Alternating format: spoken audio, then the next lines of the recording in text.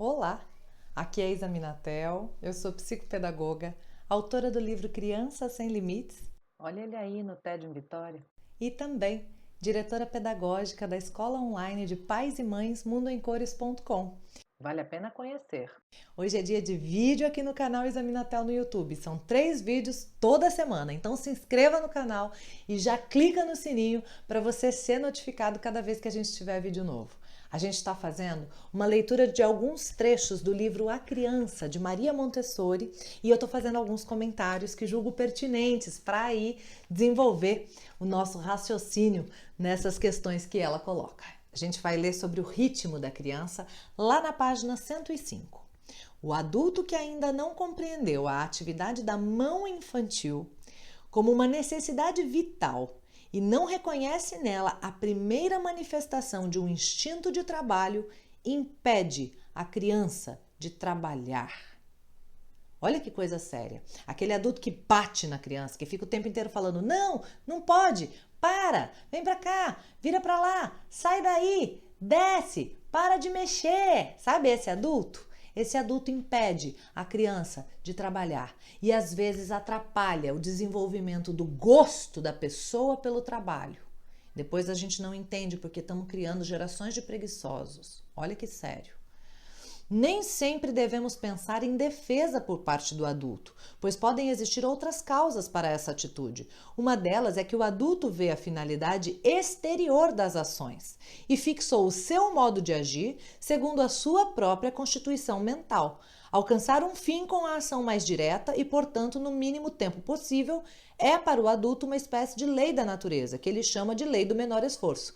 E vendo a criança fazer grandes esforços para realizar uma ação inútil, que ele seria capaz de efetuar num átimo e com muito maior perfeição, o adulto procura ajudá-la, quase que para eliminar um espetáculo que o perturba. Montessori está dizendo assim: o adulto, quando vê a criança fazendo um esforço enorme para fazer uma coisa que não precisa, ele vai lá e faz por ela.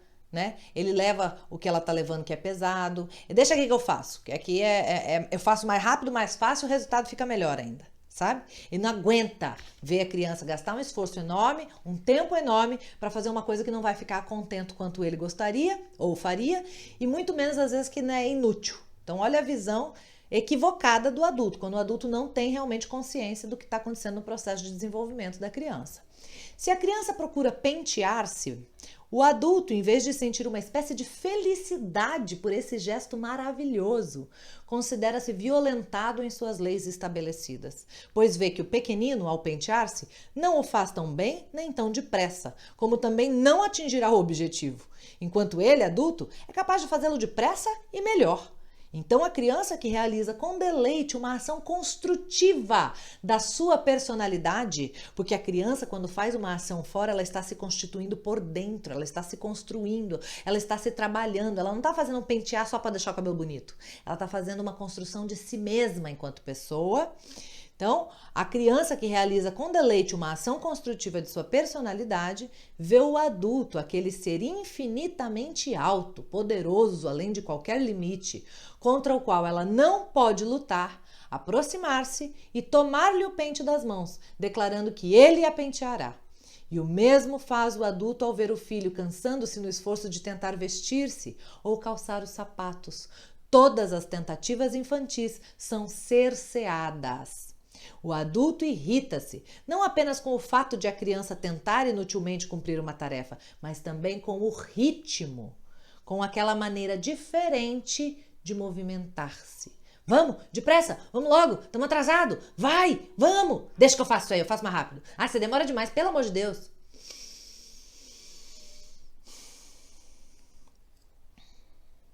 O ritmo de movimento faz parte do indivíduo. É uma característica inata, quase como a forma do corpo. E se está em harmonia com outros ritmos semelhantes, não se pode adaptar a ritmos diferentes sem provocar sofrimento. Se, por exemplo, estamos perto de um paralítico e devemos caminhar a seu lado, sentimos uma espécie de angústia, porque vai devagar. E se vemos um paralítico que leva lentamente um copo aos lábios para beber, com risco de derramar o líquido, surge do impacto insuportável desses ritmos diferentes de movimento, um sofrimento do qual procuramos escapar, reagindo e substituindo o ritmo alheio pelo nosso. E chamaríamos a isso auxiliar o paralítico. Eu faço por ele e digo que estou ajudando. Então a gente, na nossa cultura, a gente se convenceu de que quando alguém está fazendo alguma coisa num ritmo que não é o usual, a gente deve fazer por ele e isso é ajudar. E não é! Vamos continuar. Algo semelhante faz o adulto com a criança. Por uma defesa inconsciente, procura impedir que ela faça movimentos lentos, exatamente como afugentaria de modo irresistível uma inofensiva mosca que o incomodasse. Ela está dizendo que o adulto vê a criança fazer uma coisa devagar, é como se ele quisesse abanar a mosca que está aqui incomodando. Olha isso. Assim, em vez de auxiliar as crianças em suas necessidades psíquicas mais essenciais, o adulto substitui a criança em todas as ações que essa desejaria realizar sozinha. Ele faz por ela, cerceando-lhe todos os meios de atividade e transformando-se no mais poderoso obstáculo ao desenvolvimento da vida. Quantos de nós adultos estamos sendo obstáculos ao desenvolvimento da vida da nossa criança? E ela não para por aí. O choro desesperado da criança birrenta, caprichosa na palavra dela, que não deseja se fazer lavar, pentear, vestir, é expoente de um primeiro drama que se desenrola nos conflitos humanos. Ela está dizendo que muitas vezes a criança deita no chão, esperneia, grita e chora, porque o adulto constantemente não deixa que ela faça as coisas sozinhas. Porque o adulto não deixa ela agir por ela mesma e substitui a sua personalidade, se sobrepõe a ela.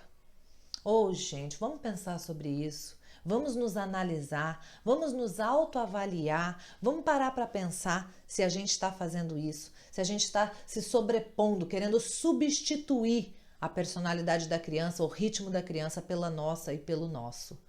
Fica com Deus, deixa o seu comentário aqui sobre esse vídeo, o que você achou, se isso mexeu com você, se de alguma maneira você já se viu nessas situações e vamos manter contato. Espalhe essa mensagem para outros pais e mães que possam se beneficiar com esse assunto. Curta a gente nas redes sociais, isa.minatel no Instagram, @canal Mundo em Cores no Instagram, Isa Minatel aqui no YouTube e também no Facebook e mundoemcores.com, nossa escola online de pais. Um beijo grande e até o próximo vídeo.